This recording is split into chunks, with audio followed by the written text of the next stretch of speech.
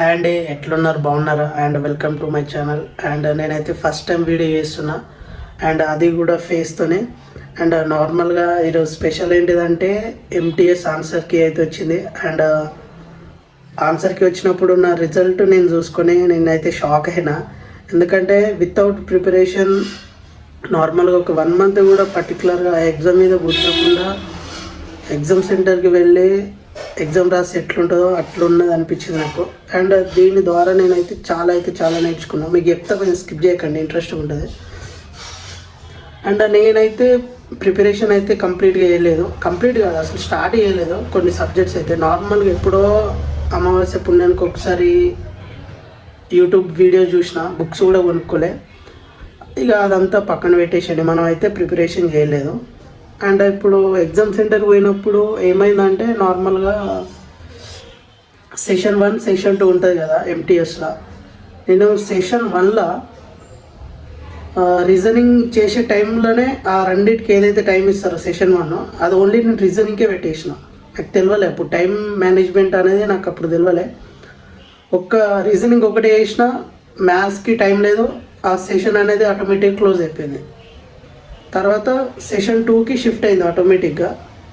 అప్పుడు ఏమైంది, అరే టైం ఇంత సరిపోలేదు ఎట్లా మరి అని చెప్పేసి నేనేం చేసిన, అసలు నెగిటివ్ మార్క్ ఉందన్న థాట్ మర్చిపోయి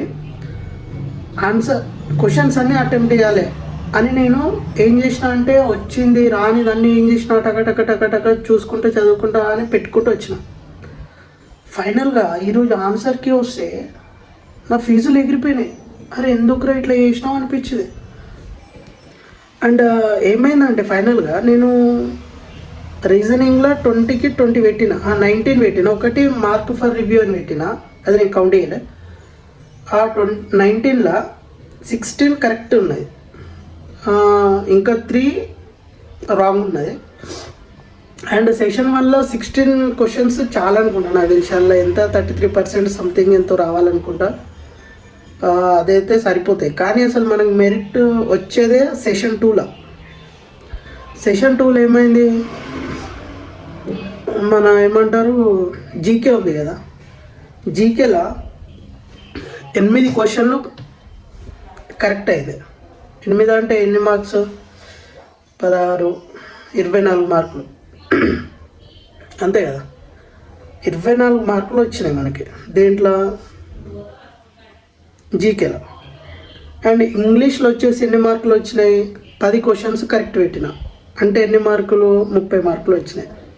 30 మార్కులు ప్లస్ 24 మార్కులు, 54 మార్కులు వచ్చినాయి. అంటే మనం వితౌట్ ప్రిపరేషన్ లేకుండా, వితౌట్ బుక్ పట్టుకోకుండా పోయి రాస్తే మనకి ఎన్ని వచ్చినాయి, 54 వచ్చింది. ఎన్ని మార్క్స్కి, 150 మార్కులకి 150 మార్కులకి 50 మార్కులు, 54 మార్క్స్ వచ్చినాయి. ఇక్కడ ట్విస్ట్ ఏంటిదంటే రిమైనింగ్ క్వశ్చన్స్ ఉంటుందా, నేనేం చేసిన సెషన్ వల్ల టైం సరిపోలే అని ఇవన్నీ పెట్టుకుంటూ పోయినా. ఏమైంది, అవన్నీ నెగిటివ్లో పడ్డది, అవన్నీ మైనస్లో పోయినాయి. అంటే ఒక్క క్వశ్చన్కి 1 మార్కు నెగిటివ్ అన్నట్టు.